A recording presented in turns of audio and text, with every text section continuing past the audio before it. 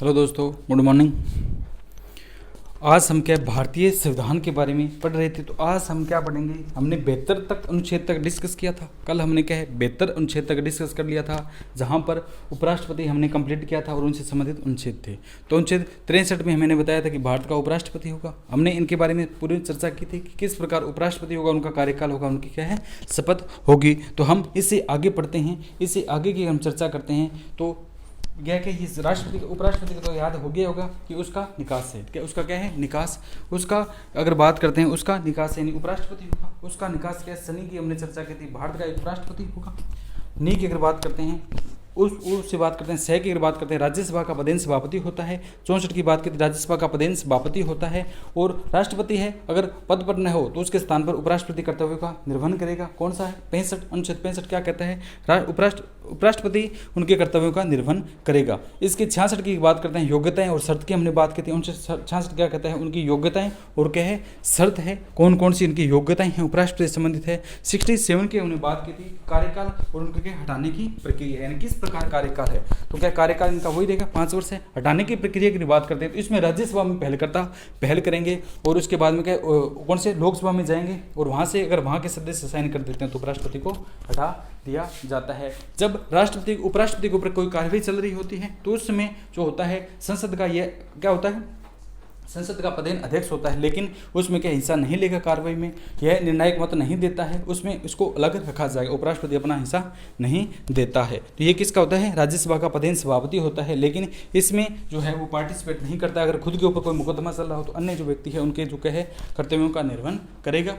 तो इसके बाद हमने क्या पढ़ा था कि 68 है, अगर उपराष्ट्रपति की मृत्यु हो जाती है या पद क्या खाली हो जाता है तो जल्दी से जल्दी क्या उस पद को भरा जाएगा, जितना जल्दी हो उस पद को क्या है भरा जाएगा। ये कौन से में दिया गया है, इसकी अगर हम बात करते हैं तो हमारे जो अनुच्छेद है, ये हमारा क्या है अनुच्छेद है। कौन सा अनुच्छेद है, इसकी अगर हम बात करते हैं कि जल्दी से जल्दी क्या है इनका जो पद है वो भरा जाएगा। अगर पद खाली हो गया है तो जितना जल्दी हो उसके 6 माह के अंदर उस पद को क्या है भरा जाएगा। ये क्या कहता है हमारा, अगर बात करते हैं 68 है, 60 क्या है 8 है, 69 उपराष्ट्रपति शपथ ले, उपराष्ट्रपति क्या है शपथ लेता है। 70 की अगर बात करते हैं तो उनके कर्तव्यों का निर्वहन है, ठीक है। राष्ट्रपति के कर्तव्यों का निर्वहन कौन करेगा, उपराष्ट्रपति। 71 की अगर बात करते हैं, राष्ट्रपति उपराष्ट्रपति चुनाव में विवादों का निपटारा सुप्रीम कोर्ट करती है। 72 की अगर बात करते हैं, राष्ट्रपति की समाधान की शक्ति है। अब हम आगे बढ़ते हैं कि अनुच्छेद 73 है, हम क्या पढ़ रहे हैं, संघ सरकार चल रही है। अभी कौन सी चल रही है, हमारी संघ सरकार है, भाग 5 चल रहा है। संघ सरकार में कौन सा है, भाग 5 चल रहा है। इसकी अगर हम बात करते हैं, आज हम अनुच्छेद कौन से पर पहुंच गए हैं, 73 तक पहुंच गए। 73 क्या कहता है, 73 जो कहता है कि संसद जो है, संसद है उनके कर्तव्यों का, संसद है उनके नियमों और उनके कर्तव्यों में विस्तार कर सकते हैं, कि संघ की जो कार्यपालिका शक्ति है उनमें विस्तार किया जा सकता है। कौन सा अनुच्छेद कहता है, 73 जो क्या कहता है, संघ की कार्यपालिका शक्ति का विस्तार है। संघ की कार्यपालिका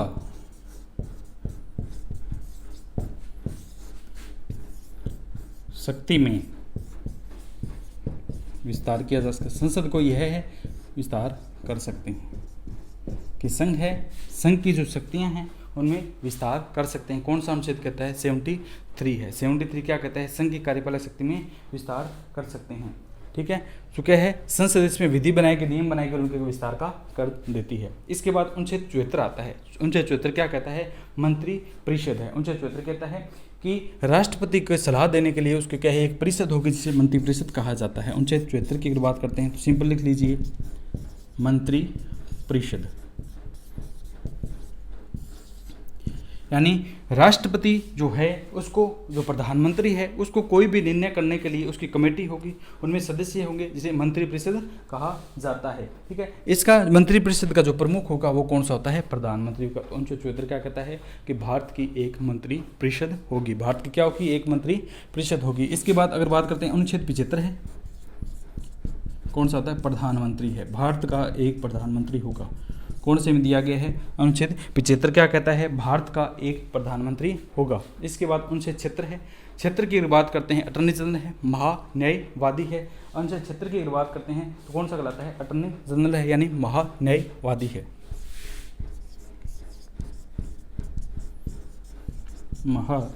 महान्यायवादी है। यानी महान्यायवादी जो है केंद्र सरकार का कानूनी सलाहकार होता है। केंद्र सरकार का क्या होता है? कानूनी सरकार है। केंद्र को किसी भी कानून के लिए कोई भी निर्णय लेने के लिए जरूरत पड़ जाती है तो इसमें महान्यायवादी जो होता है, अटर्नी जनरल होता है, वो निकल कर आते हैं और उन्हें कहे इन्हें आदान प्रदान करते हैं। कानूनी संबंध कोई विवाद हो गया तो उनको कहे निपटाने का कार्य करते हैं। ठीक है। अनुच्छेद 77 क्या कहता है? संघ की कार्यपालिका शक्ति का नाम। अनुच्छेद 77 संघ की समस्त कार्यपालिका यानी कार्य राष्ट्रपति के नाम से किए जाएंगे।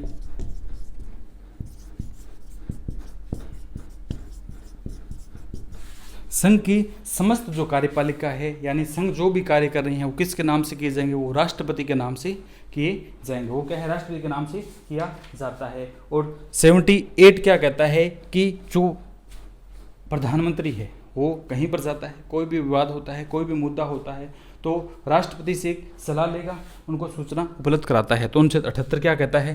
78 कि प्रधानमंत्री जो है, प्रधानमंत्री राष्ट्रपति को सूचना देता है। प्रधानमंत्री जो है वो राष्ट्रपति को कहीं पर, जैसे कहे पीएमजी कहीं पर जाकर आए हैं, विदेश दौरे पर कहे, कहीं पर कहे, किसी भी राष्ट्र के साथ संबंध समझौते किए, कूटनीति का प्रयोग किया है, कोई भी वार्तालाप की है तो सर्वप्रथम आने के बाद सर्वप्रथम ये कहाँ पर जाते हैं? राष्ट्रपति के पास जाएंगे और राष्ट्रपति से कहेंगे मैं क्या विदेश में गया था, मैंने वहाँ पर क्या ये डिस्कस किया। तो 78 क्या कहता है कि प्रधानमंत्री राष्ट्रपति को कहीं पर भी जाएं, कोई भी कार्य करें तो उसको अवगत करवाएंगे। राष्ट्रपति को उनकी सूचना देनी होती है कि हम भारत के लिए क्या वहाँ पर गए तो ये प्रयास हमने किए हैं और इसको लागू इस प्रकार करेंगे। तो इस प्रकार जो हमारा अनुच्छेद 78 है वो क्या कहता है? प्रधानमंत्री राष्ट्रपति को सूचना देगा, कोई भी मामला होगा, कोई भी मुद्दा होगा उसकी क्या सूचना देता है। इसके बाद 79 क्या कहता है? भारत की एक संसद होगी। अनुच्छेद 79 क्या कहता है? भारत की एक संसद होगी। 80 क्या कहता है? अनुच्छेद 80 जो है वो क्या कहता है? हमारा लोकसभा है और 81 क्या है? राज्यसभा है। ये हम बाद में पढ़ेंगे, लेकिन अब यहाँ के ये क्या विधायिका में चली जाएगी। तो हमने कहाँ से स्टार्ट किए थे? 52 से लेकर क्या है हम कहाँ तक पढ़ेंगे? 79 तक है, 78 तक यहाँ पढ़ेंगे, जिसमें कौन से? संघ की कार्यपालिका आ जाएगी। संघ की क्या है? कार्यपालिका आएगी। फिर 79 से लेकर के 123 तक जाएंगे तो वहाँ पर क्या आती है? विधायिका आती है, यानी कानून निर्माण की प्रक्रिया होती है। तो हमने क्या पहला पॉइंट पढ़ रहे हैं तो ये 78 तक पढ़ेंगे, यानी प्रधानमंत्री राष्ट्रपति को सूचना देता है। यहाँ तक हम बात करते हैं। तो अनुच्छेद 73 क्या कहता है कि अनुच्छेद 73 की बात करते हैं संघ की कार्यपालिका शक्ति का विस्तार कर सकते हैं। अनुच्छेद 73 है। 74 क्या कहता है?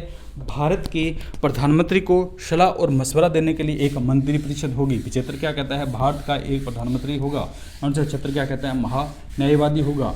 और 79 क्या कहता है? संघ की समस्त कार्यपालिका जो शक्ति है वो राष्ट्रपति के नाम से की जाएगी। और 78 क्या कहता है कि प्रधानमंत्री कहीं पर भी जाए, कोई भी मुद्दा हो, कोई भी मैटर हो, सर्वप्रथम आकर राष्ट्रपति से अवगत कराएगा। राष्ट्रपति को यह बताते हैं कि हम वहाँ पर गए तो क्या है हमने ये किया था। तो मंत्रिपरिषद है। मंत्रिपरिषद तो क्या है? सभी को पता है कि इसमें मंत्री होते हैं। अब एक प्रश्न पूछा गया था कि क्या मंत्रिपरिषद बड़ा होता है या मंत्रिमंडल होता है? ठीक है, मंत्रिपरिषद बड़ा होता है या क्या है? मंत्रिमंडल होता है। मंत्रिपरिषद या मंत्रिमंडल, इसके बाद में थोड़ा सा देखेंगे। तो इसमें क्या मंत्रिपरिषद बड़ा होता है, न कि मंत्रिमंडल होता है। मंत्रिमंडल में तो एक मंत्रालय आता है, जैसे कैबिनेट मंत्री आ गया, राज्य मंत्री आ गया, उप मंत्री आ गया। तो 2003 में अटल बिहारी वाजपेयी जब पीएम थे तो इसमें यह मुद्दा उठा था कि कौन सा बड़ा होता है। तो फर्स्ट क्वेश्चन रिपीट भी किए थे कई बार। तो इसमें क्या मंत्रिपरिषद बड़ा होता है, न कि मंत्रिमंडल है। तो हम अब चलते हैं उनसे जो हमारा क्या है 75 है वहाँ पर आते हैं डायरेक्ट, क्योंकि 73 में तो क्या है संघ की कार्यपालिका शक्ति का विस्तार है। 74 में मंत्रिपरिषद है वो इसी में आ जाएगी। 75 में क्या है प्रधानमंत्री का जो मंत्री सहायता देने के लिए एक मंडल होगा, वहीं पर इसको चर्चा करेंगे। तो हम बात करते हैं प्रधानमंत्री की, हम बात करते हैं पीएम की है। तो 75 पर आ जाते हैं। अनुच्छेद 75 क्या कहता है?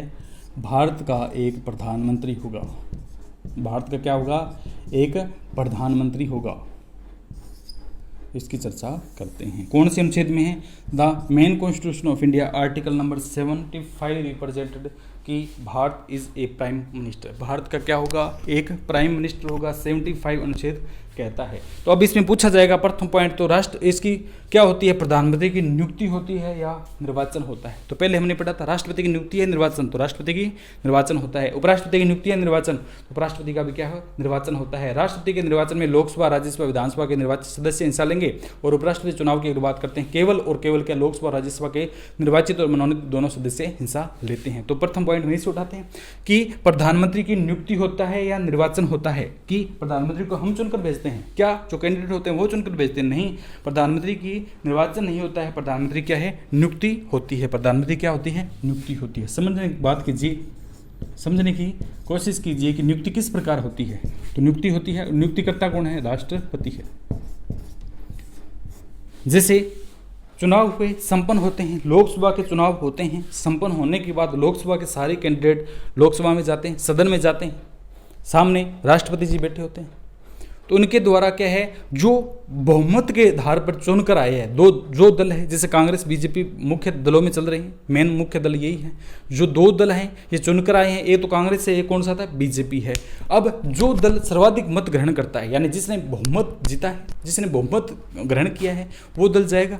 तो राष्ट्रपति उनको कहते हैं कि आप अपना जो बहुमत है, आप पार्टी है, आपकी जो पार्टी है, आपने बहुमत हासिल किया है, इस बहुमत के आधार पर आप अपने दल का नेता चुनिए। यानी बहुमत के आधार पर बहुमत दल का नेता चुना जाता है कि जो आपने जैसे सीट जीती, कितनी भी सीटें हैं, लोकसभा की सीटें उन्होंने प्राप्त की है, जो भी एक सर्वमान्य सीटें होती है 549 में जितने भी सीटें प्राप्त कर लेते हैं, तो इनमें चुनकर जाते हैं। तो ये कहते हैं कि आप अब क्या है, अपने जो मेन दावेदार को खड़ा कीजिए। तो वो क्या अपने दावेदार को खड़ा करते हैं, जैसे प्रधानमंत्री नरेंद्र मोदी जी को खड़ा किया था, तो वो खड़ा करते हैं और ये इनको क्या है, फिर ये शपथ दिलाते हैं। तो इनकी क्या होती है, नियुक्ति होती है। प्रधानमंत्री का निर्वाचन होता है या क्या है, नियुक्ति है। तो प्रधानमंत्री का क्या होता है, नियुक्ति होती है। नियुक्तिकर्ता कौन है, राष्ट्रपति करता है। अब दूसरा क्या है, शपथ कौन दिलाता है, उनको तो सीजेआई ऑफ सुप्रीम कोर्ट, इनको शपथ कौन दिलाता है, वो ही राष्ट्रपति दिलाते हैं। छोटी छोटी बातें हैं लेकिन समझना जरूरी है कि प्रधानमंत्री की नियुक्ति कौन करता है, राष्ट्रपति करता है। और प्रधानमंत्री को शपथ कौन दिलाता है, राष्ट्रपति दिलाता है। तो प्रधानमंत्री त्यागपत्र भी किसे देगा, जब प्रधानमंत्री है किसी कारण से त्यागपत्र देना चाहिए तो वह किसे देता है, त्यागपत्र भी किसको देता है, राष्ट्रपति को। राष्ट्रपति को पीएम जो है अपना त्यागपत्र देता है। उसमें क्या कहा था, लोकसभा अध्यक्ष को देते हुए उपराष्ट्रपति को संबोधन करेगा, लेकिन इसमें क्या है, ये राष्ट्रपति को देता है। इसकी अगर हम बात करते हैं, प्रधानमंत्री की न्यूनतम उम्र कितनी होती है, वही है न्यूनतम उम्र कितनी होती है, 25 वर्ष होती है। 25 वर्ष इसकी क्या न्यूनतम जो उम्र है वो निर्धारित की गई कि पीएम के दावेदार के लिए न्यूनतम उम्र कितनी होनी चाहिए, कितनी है, 25 वर्ष है। अधिकतम उम्र है वही है, अधिकतम में सभी का प्रावधान नहीं है, अधिकतम कोई प्रावधान नहीं। और वेतन की अगर बात करते हैं, इनको वेतन कितना मिलता है, वेतन 50,000 रुपये, वही 50,000 रुपये मिलते हैं। किसके रूप में, सांसद के रूप में मिलते हैं। इनके सांसद के रूप में 50,000 का जो वेतन है वो दिया जाता है। कितना है, 50,000 का वेतन दिया जाता है।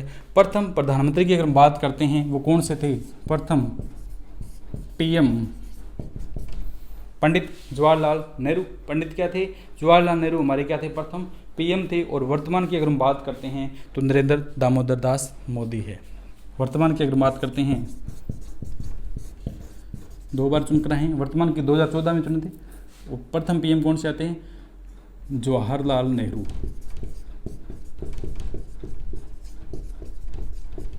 वर्तमान नरेंद्र मोदी, नरेंद्र दामोदर दास मोदी है, तो नरेंद्र मोदी है।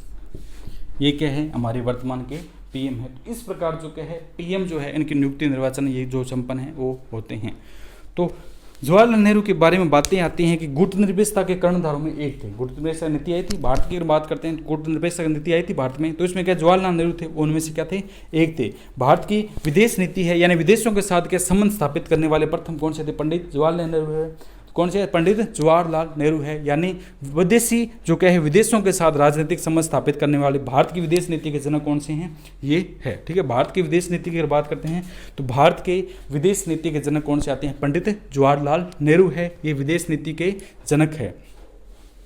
ठीक है। तो प्रधानमंत्री के लिए क्या है, हवाई सफर है, टेलीफोन फ्री है, 50,500 तो इनके केवल संसद के रूप में होते हैं, बाकी इनको बहुत ही सामान्य सी बातें मिलती हैं, कोई बहुत क्या है अच्छे तौर तरीके से इनको क्या पैसे मिलते हैं, ठीक है। प्रधानमंत्री नरेंद्र मोदी की अगर बात करते हैं तो इनकी अगर मुख्य बातें की अगर बात करते हैं तो पीएम है, मुख्य इस समय में पीएम है, तो इनके बारे में मुख्य बातें की अगर बात करते हैं तो 2001 में पहली बार गुजरात के मुख्यमंत्री बने थे, पहले क्या विधायक रहे थे, लेकिन 2001 में इनका सिक्का जमा, 2001 में गुजरात के प्रथम बार सीएम बने, उसके बाद में फिर दोबारा सीएम बने, इस बार रहे थे, ठीक है। एकमात्र पीएम थे जिसने क्या अपनी माँ के सामने शपथ ली थी, इससे पहले क्या कोई भी पीएम नहीं थे जिन्होंने क्या अपनी माँ के सामने शपथ ली थी, एकमात्र पीएम जिन्होंने क्या अपनी माताजी के सामने क्या शपथ ली थी। आज़ाद भारत में पैदा होने वाले एकमात्र पीएम कौन से हैं, नरेंद्र मोदी जी। इससे पहले जो भी पीएम है वो आज़ाद भारत में पैदा नहीं हुए हैं। आज़ाद भारत में पैदा होने वाले पीएम कौन से आते हैं, नरेंद्र मोदी जी है। ये क्या है, पीएम बनने से पहले क्या है, पीएम जब बने थे उससे पहले क्या है, गुजरात का मणिपुर है, गुजरात के जो एक क्षेत्र है, गुजरात का जो एक कौन सा आता है, गुजरात के मणिपुर जो एक क्षेत्र है वहाँ के क्या है सांसद थे। जब पीएम बने थे उससे पहले क्या गुजरात की मणिपुर से सांसद थे, वहाँ से त्यागपत्र दिया और इन्होंने पीएम के चुनाव में जब जीत गए तो यहाँ से त्यागपत्र देकर के ये केंद्र में आए थे। अब पूछ लिया जाता है कि भारत की प्रथम गैर कांग्रेसी सरकार कौन सी थी। भारत की प्रथम गैर कांग्रेसी क्या है, गैर कांग्रेसी की बात करते हैं, भारत के प्रथम गैर कांग्रेसी प्रधानमंत्री कौन से आते हैं, मोरारजी रणछोड़ देसाई। मोरारजी रणछोड़ देसाई हैं वो भारत के प्रथम गैर कांग्रेसी क्या आते हैं, भारत के प्रथम गैर कांग्रेसी क्या आते हैं, पीएम आते हैं। भारत के गैर कांग्रेसी प्रधानमंत्री कौन से आते हैं, मोरारजी रणछोड़ देसाई हैं।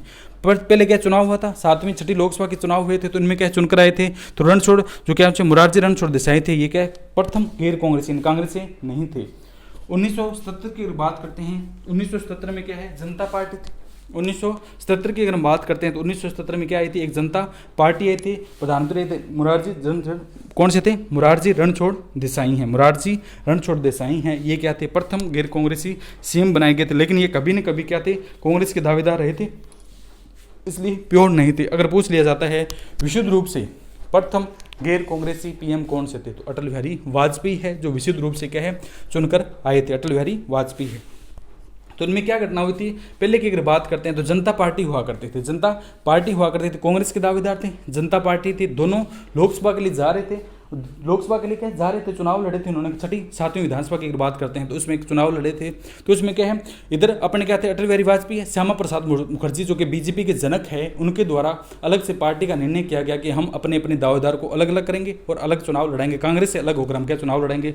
लेकिन मोरारजी रणछोड़ देसाई हैं, पहले तो कहा था कि हम आपका साथ देंगे, हम आपका क्या साथ देंगे और आपके साथ चुनाव संपन्न करवाएंगे, लेकिन सही समय परिस्थितियों के अनुसार क्या उन्होंने देखा कि हमारे पास क्या कैंडिडेट ज़्यादा है, तो उन्होंने क्या है, जो अटल बिहारी वाजपेयी श्यामा प्रसाद मुखर्जी है जिन्होंने बीजेपी के निर्माण किया था वो उनसे अलग हो जाते हैं, वो उनसे अलग हो जाते हैं। तो 7वीं जो विधानसभा थी उसमें क्या इनको क्या है हार का सामना करना पड़ा था। प्रथम बार ये पार्टी बनी थी, श्यामा प्रसाद मुखर्जी इनके जनक जो उसमें थे, इनके द्वारा पार्टी का निर्माण किया था। पहले तो कह रहे थे हम आपका साथ देंगे, लेकिन मोरारजी रणछोड़ देसाई थे, उन्होंने अन्य सदस्यों के साथ मिलकर के अलग से सरकार बना ली, जो क्या थी प्रथम गैर कांग्रेस सरकार थी। लेकिन कहीं ना कहीं ये क्या थे, विशुद्ध रूप से नहीं थे, कभी न कभी कांग्रेस के सदस्य रहे थे। तो प्रथम गैर कांग्रेसी की अगर बात करते हैं, विशुद्ध रूप से जो पीएम की अगर बात करते हैं वो कौन से थे, अटल बिहारी वाजपेयी है। अटल बिहारी वाजपेयी बहुत ही शानदार व्यक्तित्व के धनी थे। उन्होंने कहा था कि हम क्या है अपने जो क्या है हम अपने क्या है रिश्तेदारों का तो चुनाव कर सकते हैं, लेकिन हम अपने पड़ोसियों का चुनाव नहीं कर सकते हैं। बहुत ही शानदार उनका व्यक्तित्व था। वो कहते थे कि हम अपने रिश्तेदार हैं या अपने दोस्त हैं, हम अपने दोस्तों का तो चुनाव कर सकते हैं, लेकिन हम अपने पड़ोसियों का चुनाव नहीं कर सकते। क्यों?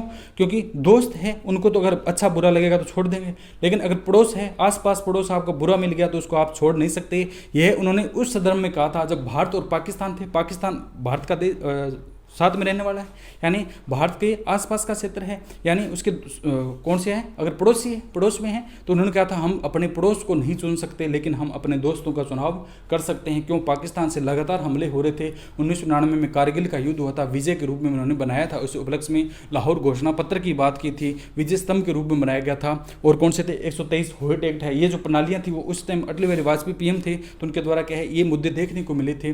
तो उसमें उन्होंने कहा था कि हम जो है अपने दोस्तों का चुनाव कर सकते हैं, लेकिन हम अपने क्या है पड़ोसियों का चुनाव नहीं कर सकते हैं। अगर बुरे पड़ोसी हैं तो उनको सहना पड़ेगा, अच्छे हैं तो बहुत अच्छा है, लेकिन बुरे हैं तो उनको आपको सहना ही पड़ेगा। ये अटल बिहारी वाजपेयी की थी। और अटल बिहारी वाजपेयी की बहुत ही कविताएं, बहुत ही अच्छी कविताएं, मुझे तो बहुत अच्छी लगती है उनकी कविताएं हैं।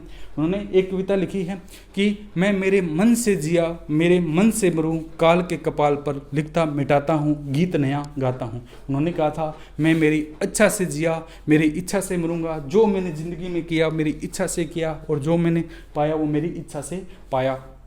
इस तरह बहुत सी कविताएं हैं, बहुत सी क्या है इनके द्वारा कविताएं लिखी गई हैं, और इनके द्वारा बहुत सी बातें बताई गई कि हम इस प्रकार जो अपने हैं व्यक्तित्व को कह सुधार सकते हैं और हम कह आगे बढ़ सकते हैं। तो इस प्रकार क्या थे ये पीएम है, ये हमारा आज स्टार्ट हुआ। तो इसके जो आगे का पार्ट है वो कल करेंगे, अगले सेशन में आगे की बातें पढ़ेंगे, और पीएम को कहे कल शायद कंप्लीट हो जाए। तो आज इतना ही कि कहाँ से लेते हैं हम 73 से लेकर 75 तक आ गए हैं। इसके बाद 76, 77, 78 चलेंगे, बाद में कौन से चलते हैं कार्यपालिका में चले जाएंगे। तो इसमें आज इतना ही। ओके दोस्तों, खुश रहें, मस्त रहें, आगे बढ़ें और अपने कहे ज़िंदगी को सुचारू रूप से चलाएं और खुश रहें। ज़िंदगी का यही पड़ाव है, सभी के पास आता है, सभी को निकालना पड़ता है और लगातार पढ़ाई करनी पड़ती है और आगे बढ़ना पड़ता है। यही ज़िंदगी का लक्ष्य है, यही उद्देश्य है कि आगे चलते चलो। कोई भी परिस्थिति आए, किसी भी प्रकार की कठिनाई आए, साथ कोई कभी देता है कोई कभी देता है। यह कोई ज़रूरी नहीं है कि हरदम कोई साथ देगा, नहीं देता है। एक समय परिस्थिति होती है, उसके अनुसार सभी को परिवर्तन होना पड़ता है, सारे परिवर्तित हो जाते हैं। तो आगे बढ़ें और कहे अपने लक्ष्य को पाएं। परीक्षा आगे हुई है पीछे हुई है इससे कोई मतलब नहीं है, अपना उद्देश्य कहे आगे बढ़ना है तो निरंतर आगे बढ़ें और कहे जो आपके कार्य हैं उनको सुचारू रूप से रखें, हंसी खुशी पार्टिसिपेट करें और आगे चलें। यही मेरी ईश्वर से मनोकामनाएं हैं कि आप आगे बढ़ें और के आगे आगे बढ़ते जाएं। पीछे आपको कोई भी वृत्तांत है, यात्रा वृत्तांत, कोई भी किसी प्रकार की चीज़ें हैं वो याद न आए और आप आगे जाकर के सहकुशल जो अपना जीवन है, अपना उद्देश्य है वो प्राप्त करें। ओके दोस्तों, thank you, God bless you.